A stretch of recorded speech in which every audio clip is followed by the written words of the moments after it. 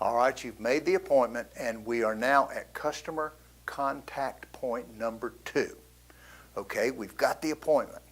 What do you as the arborist need to get ready? These are questions that I'm asking you, the arborist. Here are the tools that you will need and how to use them to earn your consultation fee. See, I can't tell you how many times people have answered the door when I've approached the owner on our first appointment, and I pick up my bucket and all of my tools, and they say, "Oh, you've got tools." And I said, "Yes, ma'am, this is exactly what we need to analyze all of the problems that we're going to look at." Your level 3 hazard assessment comes into play here with the root collar excavation. Now let me explain why, because this has become a big time source of revenue for our company. I'm going to do a complete demonstration and an action of what a root collar excavation looks like, the most important part of the process.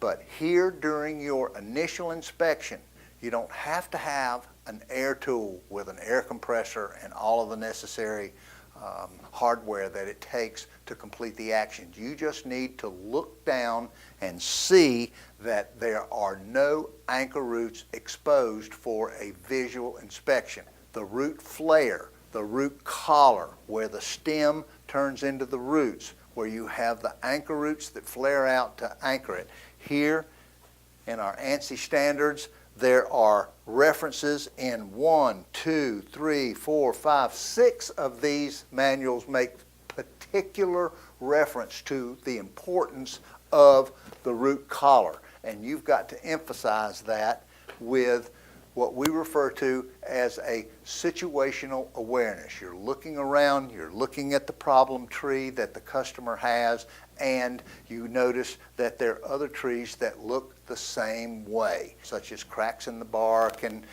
bleeding spots and foliage that is discolored, branches over the roof. They're all in ANSI standards, but we're going to download a PDF questionnaire that you can use to guide where you just check these things off. Now, based upon what we find, it is now time to establish a scope of work. What are the property owners going to do? We call this sweat equity. We divide the work between us and the property owners very early on if they want to. If they want to save money and they're already giving you objections as to potential price, then you can tell them one way to save money is for you to do some of the work. How are we going to do it? How much will it cost? What are we going to do? What are you going to do? And we begin to, once again, cooperatively create the plan. Now, this is a real good point where in the conversation with your property owner, you ask them a question. And here's how it goes. In your mind, Mr. Property Owner, let's imagine that this area, a year from now, what will have to happen to make you happy? What will satisfy you that you've gotten your money's worth from our services? And we want you to wait and listen to a complete answer.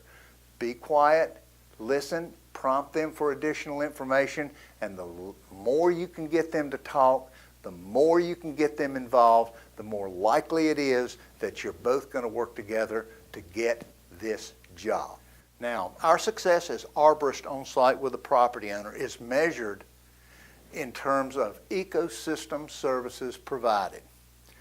This is the type of services that we preserve and protect, such as shade, privacy, erosion control, topsoil formation, natural areas, vigorous growth, the health of grass areas, the health of the critical root zones underneath the trees, clean air, noise control, insect and disease control, safe, comfortable outdoor living spaces, beauty, improved neighborhood status and property values, improved status for you as one of the neighbors that make the neighborhood look great, that upgrade the quality of life and support for ownership and lifestyles.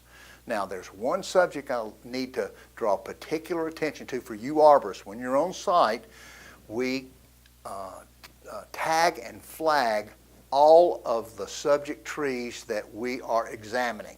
As a result, we get the property owner's permission to take a small piece of ribbon and we staple it to the bottom of the tree, or we use a metal tag with a nail and we tap it in there and tell them that none of this is permanent, it can be taken off, but this is basically for your benefit so that you can complete the inspection, make your notes, make a count, and during this time you're having more conversation with ownership, reference design intent.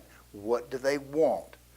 What sort of deficiencies are the most important for them to do? And once again, point out the necessity for uncovering all of the covered and smothered root collars that you're going to see in virtually every designed ecosystem that you walk into.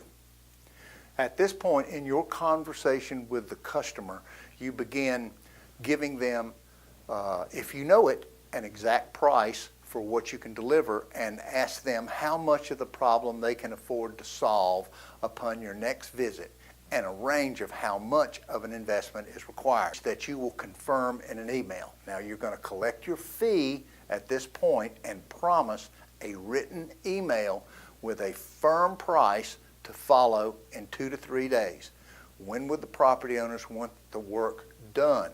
In other words, if they want it done right away, tell them that you can't schedule this until you get an email confirmation and an agreement as to the amount and the scope of work. And so now we're going to give you a walkthrough demo of what this might look like.